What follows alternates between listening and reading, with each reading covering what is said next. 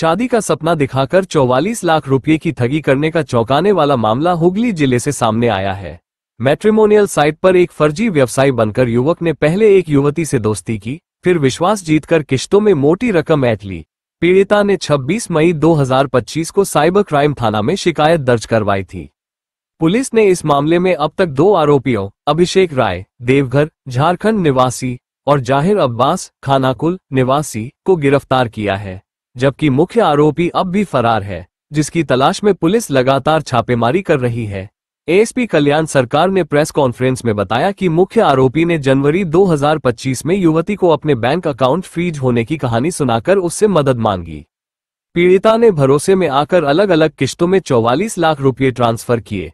इसके बाद आरोपी ने अपना प्रोफाइल डिलीट कर लिया। जांच में यह भी सामने आया कि अभिषेक राय का एक फ्लैट कोलकाता के गड़िया इलाके में है, जो इस गिरोह का ठिकाना हो सकता है। पुलिस के अनुसार यह मैट्रिमोनियल साइट के जरिए ठगी का हुगली में अब तक का सबसे बड़ा मामला है।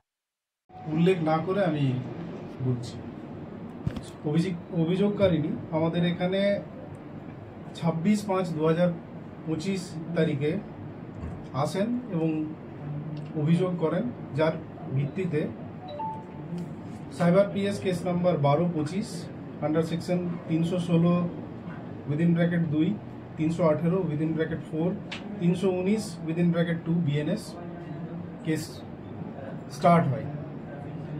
ঘটনাটা এরকম, অভিযোগকারিনী ম্যাট্রিমোনিয়াল সাইট ভারত ম্যাট্রিমনি তার মাধ্যমে প্রতারকের সাথে পরিচিত হন।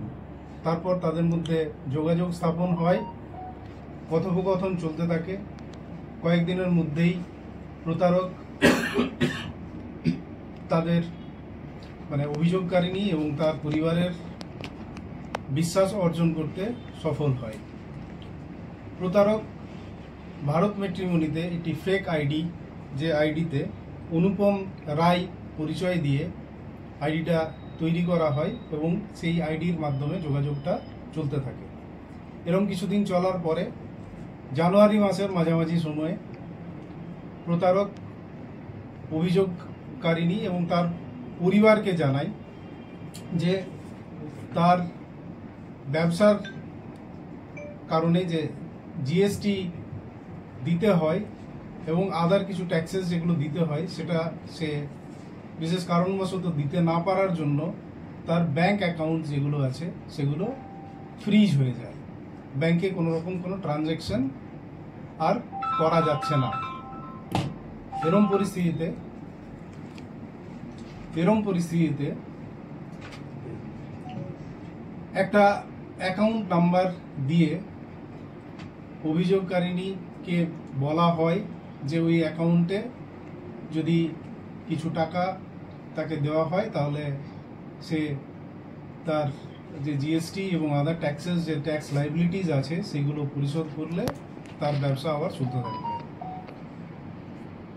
এরপরে ওই অ্যাকাউন্টে বিভিন্ন সময়ে যারা প্রতারিত হয়েছেন তারা কম বেশি 44 লক্ষ টাকা ট্রান্সফার করেন, 44 lakhs। আমরা তদন্ত শুরু করি। তদন্ত করতে গিয়ে আমরা অ্যাকাউন্টগুলো ট্র্যাক করা শুরু করি। ট্র্যাক করার পরে আমরা একটা জায়গায় ইনভেস্টিগেশন একটা জায়গায় যাই। সেখান থেকে আমরা বুঝতে পারি যে আইডির মাধ্যমে যোগাযোগ স্থাপন করা হয়েছিল সেই আইডিটা ফেক, কারণ কিছুদিনের মধ্যেই ওই আইডিটা প্রতারক ভারত ম্যাট্রিমনি থেকে ডিলিট করে দেয়। মজার বিষয় হচ্ছে যে আইডিটা করা হয় এখনো অবধি আমরা যেটা বুঝতে পারছি, কারণ আমরা বটম আপ ইনভেস্টিগেশনে প্রসেসে একটা লেভেল অবধি পৌঁছাতে পেরেছি। যেহেতু ইনভেস্টিগেশন চলছে, আরও কাউকে পাবো কিনা সেটা ভবিষ্যতে আমরা বুঝতে পারবো। এখনো অবধি যা পেয়েছি তাতে যিনি মাস্টারমাইন্ড আছেন তিনি নিজেকে চালের ব্যবসায়ী পরিচয় দিয়ে যে আইডি থেকে উনি মানে যোগাযোগটা স্থাপন করেছিলেন তার রেসপেক্টে যখন তার সাথে ভয়েস কল মানে ফোন কল এস্টাবলিশ হয়, তখন তিনি তার পরিচয় মানে একটা পরিচয় দেন, যেটা আমি তদন্তের সাথে এই মুহূর্তে বলছি না নাম এবং পার্টিকুলার্স, কিন্তু তার ব্যবসাতে তিনি বলেন যে তিনি একজন চালের ব্যবসায়ী এবং বিভিন্ন সময় তিনি তার ম্যানেজারের সঙ্গেও এই পরিবারের কথাবার্তা করান। যে দুজনকে ম্যানেজার পরিচয় দেওয়া হয়েছিল আমরা তাদেরকে অ্যারেস্ট করতে পেরেছি, তারা আপনাদের সামনে আছেন। তাদের একজন হচ্ছেন অভিষেক রায়, যার বাড়ি ঝাড়খণ্ডের দেওঘরে এবং কলকাতাতেও উনি মাঝে মধ্যে থাকেন। কলকাতার গড়িয়াতেও তার একটা অ্যাড্রেস আছে। তাকে আমরা আমাদের ইনভেস্টিগেশনের সময় যে এভিডেন্সগুলো পেয়েছিলাম তার বেসিসে তাকে আমরা 41-এ ডাকি। তাকে জিজ্ঞাসাবাদ করা হয়, যথাযথ উত্তর দিতে না পারার জন্য আমরা তাকে আমাদের হেফাজতে নিই এবং ইনভেস্টিগেশন চলতে থাকে, তাকে আরও জেরা করা হয়। জেরার পরে মানে জেরার ফলে যেটা জানা যায় যে আরেকজন যিনি ম্যানেজার পরিচয়ে কথাবার্তা বলতেন অভিযোগকারিণী এবং তার ফ্যামিলির সঙ্গে, তার পরিচয়ও আমরা জানতে পারি এবং 9th এবং 10th জুলাইয়ের ইন্টারমিডিয়েট নাইটে আমরা তাকে খানাকুল থেকে অ্যারেস্ট করি।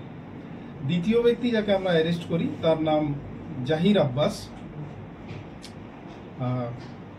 তিনিও ম্যানেজার পরিচয় দিয়ে অভিযোগকারিণী এবং তার পরিবারের সঙ্গে কথাবার্তা বলতেন।